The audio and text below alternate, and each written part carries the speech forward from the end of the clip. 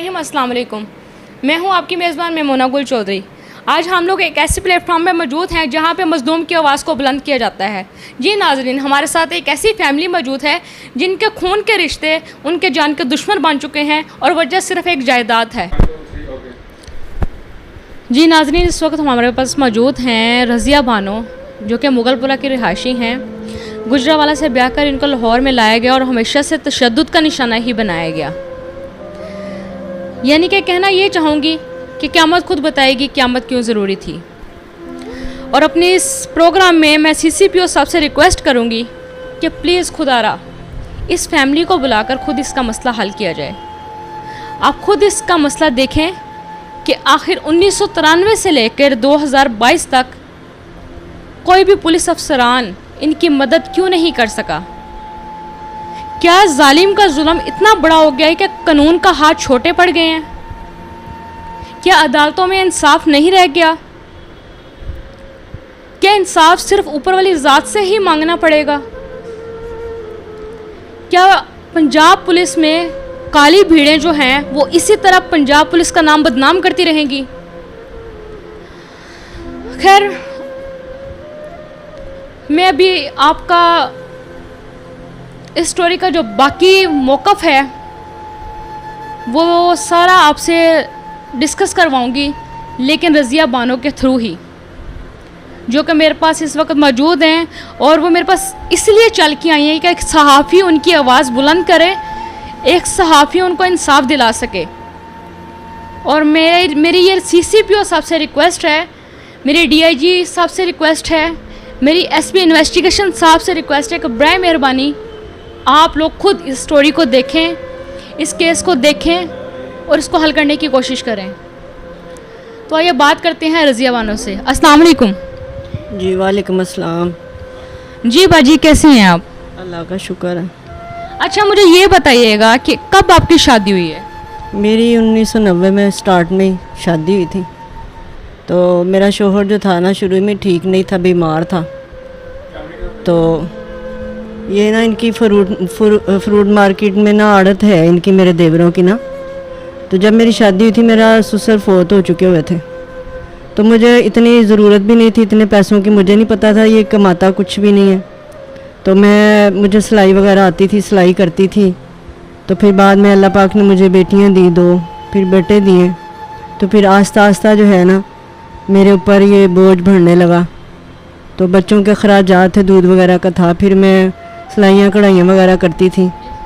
तो अच्छा नाज़रीन, रज़िया बानो ने मुझसे डिस्कस ये किया कि 1993 में इनका शोहर अपने भाइयों के साथ मिलकर इनके साथ तशद्दुद किया और इनको छोड़कर चला गया।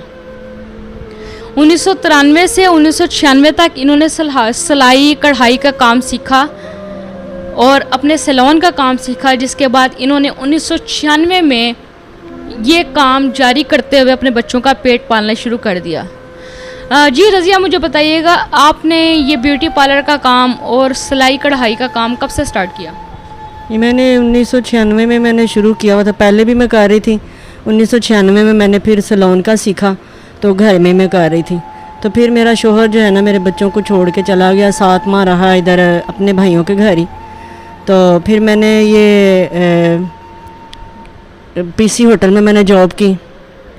तो फिर मैंने ये इसके ऊपर वो ख़र्चे का दावा किया। 7 माह मुझे अदालत ने कुछ नहीं दिया, मैं वहीं खज्जल ख्वार होती रही। तो फिर बाद में मैंने दोबारा अच्छा, मुझे ये बताइएगा कि आपने जो ये खर्चे का दावा दायर किया था, ये आपने कौन सी कोर्ट में किया और किस वकील के थ्रू किया था? ये चौधरी मोहम्मद हुसैन थे, तो उनके थ्रू मैंने करवाया था ईवान अदल से। तो मुझे कोई इंसाफ नहीं वहाँ से मिला। आपने कितना वक्त ईवान अदल की जो है वो दरवाज़ा खटखटाती रही, जज के सामने गिड़गिड़ाती रही, रोती रही, तो आपको इंसाफ नहीं मिला? तो यानी कि आपने उसके बाद क्या स्टेप लिया? मैंने कोई स्टेप नहीं लिया। फिर मेरा शोहर आ गया अपने दोस्तों का सहारा लेके कि मुझे आने दे, तो ये जॉब कर रही है ना तो करे, मैं कुछ भी नहीं कहूँगा। तो फिर मैंने सुलह कर ली, वो मेरे घर आ गए। फिर मैं जॉब पे जाने लगी, तो 3-4 दिन गई हूँ तो फिर इन्होंने मुझे मारा। तो कह रहे थे कि तू ना जॉब छोड़ दे, मैंने तुझे डिवोर्स दे देनी, अगर तू जॉब नहीं ना छोड़ेगी तो मैं तुझे डिवोर्स दे दूँगा। ये हुआ है। ठीक हो गया। तो उसके बाद वो आपके साथ रिहाइश पजीर रहे आपके घर पे ही, आपका घर छोड़ के चले गए थे? नहीं नहीं, वो मेरे साथ ही रहे हैं। फिर मैंने वही घर का काम, घर में वो सिलाई कढ़ाई पार्लर मैंने घर में ही बनाया हुआ था। तो बस मेरे कस्टमर आते थे, शुक्र अल्हम्दुलिल्लाह मैंने अपने बच्चों को पाला है। अच्छा, आप बता रहे थे कि आपके देवर ने आप पे तशद्दुद किया, उसके पीछे क्या वजूहात थी? आपका देवर तो भाइयों की तरह होते हैं ना, तो आपके देवर ने आप पे तशद्दुद किया, उसकी क्या वजह थी? उसकी वजह ये थी कि मेरा मियाँ जो है ना वो बीमार था, तो ज़हनी भी अपसेट है वो। तो उसको ये था कि मैं ना किसी तरीके से ये जो है ना मेरा शोहर मुझे तलाक दे और मैं इसका हिस्सा लूँ, ये मामला था। फिर बाद में वो बदतमीज़ भी था, मुझे उसकी आदतें अच्छी नहीं लगती थी, वो गंदी गंदी बातें करता था। तो इसलिए मैंने ना मैं उसके घर जाती थी ना वो मेरे घर आता था, तो फिर इसलिए मेरे वो ना ज़्यादा ख़िलाफ़ हो गया। अच्छा, ठीक हो गया। ये किस सन का वाक़या है जब उसने आपसे नज़ेबा गुफ्तगू स्टार्ट कर दी और आपसे वो गलत तल्लुकात कायम करना चाह रहा था? ये तकरीबन 2003-05 की या 4 की बात है, मुझे इतना याद नहीं है, अब काफ़ी अरसा हो गया। लेकिन फिर जो है ना वो इन लोगों ने 2006 में ये प्रॉपर्टी तकसीम की हमारी। तो इन्होंने ना मुझे 5 मरले मुझे जगह इन्होंने वैसे दी थी, वो सबके हिस्से में 15-15 मरले जगह आई थी। तो 3.5 क्वार्टर थे, वो गिरा के तो मैंने 5 मरले का घर बनाना शुरू किया। तो फिर मैंने ये मेरा बड़ा बेटा है, वो 6 क्लास का स्टूडेंट था, तो चोरी स्कूल से गायब हो जाता था, तो मेहनत मशक्क़तें करता था। फिर मैंने कमेटियाँ डाल के मैंने अपना घर बनाना शुरू किया। तो 6 साल इस बंदे ने ताहे ने किराया खाया हमारे क्वार्टरों का। तो फिर इसने हमें कब्ज़ा दिया 2012 को। मेरे पास सारे प्रूफ हैं, तो जो जितना मैंने वहाँ पे काम घरों का करवाया वो भी मेरे पास है। मैंने एक पाई जो है मैंने खुद लगाई, अपने भाइयों से हिस्सा लिया, मैंने कमेटियाँ डाली, फिर मैंने अपनी बेटी की शादी की है। अभी मेरे ऊपर वो कर्ज़ है, 2-3 साल में मैंने अपनी बेटी की शादी की है। तो इन लोगों ने फिर मुझे मारा है मेरे घर में। दिसंबर को इन लोगों ने मिलकर चोरी करवाई है। तो वो एक किराएदारनी थी, वो मैं उसके पीछे पड़ी हुई थी, इन्होंने उसको छुपाते हुए मेरे शोहर को और मेरे बेटे को इन्होंने अरेस्ट करवाया। ये बताइएगा कि जब आपके देवर ने आपके साथ नाजेबा तल्लुकात और गुफ्तगू शुरू की थी, आपने कोई कानूनी कार्रवाई नहीं की? देखिए ज़रा, मैंने 2017 को भी इसके ऊपर ये थाने गया था, ये मेरे पास कागज़ मौजूद हैं। तब इन लोगों ने सुलह की है, तो वो 2-3 बंदे तो उनकी डेथ हो गई हुई है। तो फिर इसने 2018 को इसके ऊपर वो पता नहीं क्या वो 751 जो होती है वो है, तो ये ऐसे ही ये मारता पीटता है, तो फिर सुलह करके तो आ जाता था। तो अब जो है ना, अब तो इसने हद ही कर दी। इसने मेरे ऊपर इतना जुल्म किया है कि ये अभी भी मेरी बेटी के इसने वो सरेआम इसने गली में कपड़े फाड़ दिए। मेरी बेटी के ऊपर चढ़ा हुआ था इसका बेटा और बालों से पकड़ के उसको लहरा रहा था जैसे हम जानवर हैं। तो ये जो ताहिर है, इसने भी मुझे मारा, मेरे ऊपर चढ़ गया था, मेरे बाल इसने नोचे हैं, इसने मुझे भी जैसे मुर्गियां ज़िबा करके तो लहराते हैं ऐसे इसने किया। और जो दूसरे लोग थे, उन्होंने जो बच्चे वहाँ के थे, उन्होंने वीडियो बनाने लगे हैं, तो इन लोगों ने ना उनको धक्के दे के तो दरवाज़े बंद कर दिए। तो जैसे मर्ज़ी हम लोग तशद्दुद करें। और इनके रिश्तेदार ही हैं, वो लोगों को कह रहे थे कि भाई आपने कोई जो देखा है ना आप ख़त्म कर दें, आपने किसी को कोई गवाही नहीं देनी, कोई शहादतें नहीं देनी, अगर आपने शहादत दी तो हम लोग आपके बच्चों को मार देंगे। ये हमारे साथ बहुत जुल्म कर रहे हैं। इस आदमी ने मेरा पूरा घर तबाह कर दिया, बर्बाद कर दिया, हम लोग पूरे बर्बाद हो गए। अच्छा रज़िया, मुझे एक सेकंड ये बताइएगा कि आपके घर चोरी किस दिन आपके घर में चोरी हुई, तारीख कुछ याद है आपको? जी, ये मेरी ना चोरी हुई है 11/12/2021 को, लास्ट जो दिसंबर का था ना तब। अच्छा, आपने उसमें FIR करवाई थी? जी, वो मैंने नामालूम अफराद के ख़िलाफ़ FIR दे के आई हूँ पुलिस वालों को। तो पुलिस वाले बिल्कुल भी कोई नहीं मेरे पास आया, कोई उन्होंने कार्रवाई नहीं की। फिर दोबारा उसने दूसरे दिन फिर वो बंदे लेके आए, 2 और थे, 4 बंदे थे। तो जब हमने उसे मना किया, हमारे पास थोड़ी सी वीडियो है, तो उन्होंने हमारे मोबाइल जो है ना वो फेंक दिए और मारना शुरू कर दिया। और जो बच्चे थे वो अच्छा, एक मिनट मुझे ये बताइएगा कि मोबाइल आपसे किसने छीना था और किसने आपको मारना शुरू कर दिया? ये ताहिर के बेटे ने और ताहिर ने, तो उन्होंने हमारे मोबाइल जो है ना वो नीचे गिरा दिए और मारना शुरू कर दिया। तो कुछ लोग थे वहाँ के रिहायशी, वो वीडियो बना रहे थे, तो इनके बंदों ने उनके वो दरवाज़े बंद करके, धिक्के दे के दरवाज़े बंद करके तो बाहर से कुंडियाँ लगा दी कि कोई वीडियो ना बनाए। और जिन लोगों ने देखा है, कुछ बच्चे थे, उन्होंने हमारे ऊपर दुपट्टे दिए और बंदों को पीछे हटाया। तो फिर उन्होंने, जो छोटा इसका भाई है, उसने कॉल की उन लोगों को कि भाई आपने जो देखा है वो ख़त्म कर दें और किसी को गवाही नहीं देनी, अगर आप गवाही देंगे तो हम आपको। अच्छा रज़िया, मुझे ये बताइएगा, जब ये सारा वक़ूआ हो रहा था, आपने 15 पे कॉल की या किसी पुलिस वाले के साथ आपने कोई रब्ता करने की कोशिश की थी? हमने 15 पे कॉल उसी टाइम ही कर दी थी। 15 वाले जो है ना वो तकरीबन 20 मिनट के बाद आए थे। तब वो मारा मुरा उन्होंने, काफ़ी देर मारते रहे हमारे साथ। और मैं तो बेहोशी हो गई थी। ये बंदा जो ताहिर है, ये मेरे ऊपर चढ़ा हुआ था, तो मेरी सांस बंद हो रही थी। ये मेरे अभी भी, ये देखें, ये हाथ मार के देखें, अभी भी मुझे पेन होती है, मेरा जबड़ा भी पूरा खुलता नहीं है। मुझे इसने यहाँ पे मुक्के शुक्के मारे, मेरा दांत हिल रहा था। तो इसका जो बेटा है शहबाज, वो मेरी बेटी को मार रहा था, और छोटी बेटी मेरी जो वो चीख रही थी। तो ऐसे इन्होंने जुल्म किया। फिर वो पुलिस वाले आए। अच्छा, इस मौके पे आपके शोहर और आपके बेटे जो थे वो कहाँ थे?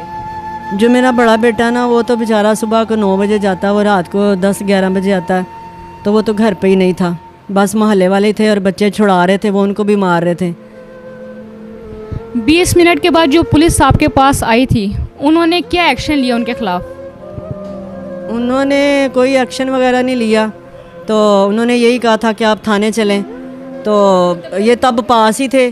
तो जब उन्होंने हमें कहा कि बीबी आप हमारे साथ चलें, तो हम लोग थाने में चले गए। तो वहाँ पे उन्होंने फिर एप्लीकेशन वगैरह लिखी है। तो जो SHO था, उसने मेरे साथ, वो मेरी है लेडीज़, वो है वुमेन अथॉरिटी की नैरा बेगम, वो मेरे जाने से पहले ही वो वहाँ पे पहुँची हुई थी। तो फिर उन्होंने शोर किया, तो उन्होंने फिर कहा कि FIR दर्ज करो। जब हमारे हशर देखे उन्होंने, तो फ़ौरन उन्होंने कहा कि FIR दर्ज दे, तो आप मेडिकल के लिए चली जाएं। मेडिकल के लिए हमें उन्होंने हॉस्पिटल भेजा है। तो हमने देखा कि आगे इन्होंने, ये जो ताहिर है और इसका बेटा शहबाज और मेरे बेटे को साथ लगाया हुआ, इन्होंने खुद साख्ता चोटें लगा के वहाँ पे चले गए कि इसने हमें मारा। हालांकि जब पुलिस आई थी, पुलिस 10 मिनट तक उनसे बातें करती रही है।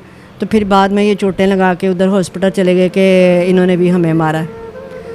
तो फिर मैं फिर रही हूँ, घूम रही हूँ, कोई मेरी हेल्प नहीं कर रहा। जज कह रहा है कि ये वो है, अबूरी ज़मानतें हैं इनकी, ये कुछ नहीं है, ये कुछ भी नहीं है, केस कुछ भी नहीं है। SP के पास जा रही हूँ, खज्जल ख्वार हो रही हूँ, कोई उनको सज़ा नहीं दे रहा। मुझे बताएं, फिर मैंने तो पुलिस वालों को कहा था कि उनको सज़ा नहीं देनी, हमें ही मार दे फिर, क्योंकि ये हद होगी जुल्म की। मेरी बेटी को इतना मारा, मुझे मारा। मुझे बताएं कहाँ जाए, किसके पास जाएं? क्या ये हमारे मुल्क का कानून है? हमारे अल्लाह ने ये हमें कानून दिया, ये हमारा दीन सिखाता है। जैसे मर्जी चौराहे में औरतों को खड़ा करके मार दे और पुलिस वाले कहते हैं कि आपका ब्लड रिलेशन है। क्या ब्लड रिलेशन है मेरा? मुझे बताएं ज़रा, कहाँ जाए? हमें बताएं कहाँ जाऊँ मैं अपनी बेटियों को लेके? वो उस बंदे ने मेरे शोहर को भी साथ मिलाया, वो अपने पास रखा हुआ है, उसे थ्रेट करके मुझे डिवोर्स दिला रहा है कि हर सूरत में ये घर से चली जाए और मैं कब्ज़ा कर लूँ। तो मुझे बताएं, मैंने इतना लोगों का कर्ज़ देना, मैंने कमेटियाँ डाली हुई हैं, वो मेरे घर में आ रहे, मैं कहाँ से कर्ज़ दूँ?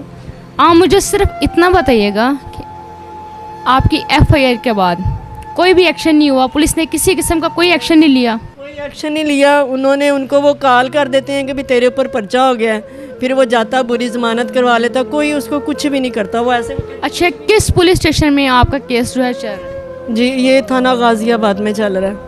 थाना गाज़ियाबाद में। तो आपके जो तफ्तीशी अफसर हैं वो कौन हैं? मेरे अब तफ्तीशी अफसर हैं बिलाल साहब। बिलाल साहब हैं। बिलाल साहब ने आपकी स्टोरी सुनी है? स्टोरी सुनिए, हमने एक दिन उन्हें बुलाया था कि आप ना इधर आए, हमारे मोहल्ले में आए। जब इन्होंने हमारे ऊपर तशद्दुद किया था ना, पूरा थाना भर गया था। तो SHO ने कहा कि नहीं आप घर चले जाएं, हमें पता चल गया कि इन लोगों ने जुल्म किया है। तो फिर बाद में बिलाल साहब के पास हमारी तफ्तीश आई है, तो उन्होंने हमें टाइम दिया था कि आप हमारे मोहल्ले में आए, मोहल्ले से पूछें आके। वो लोग डरते हैं, जाते नहीं हैं थाने में, कि ये बार बार जलील करते हैं लोगों को, इसलिए वो थाने में नहीं जा रहे थे। वो कह रहे थे कि हम गवाही देंगे कि आप इधर आएँ, कि ये लोग गलत हैं, ये जुल्म कर रहे हैं। उसके बाद बिलाल साहब हमारे मोहल्ले में नहीं आए, ना इन्होंने कोई तफ्तीश की है।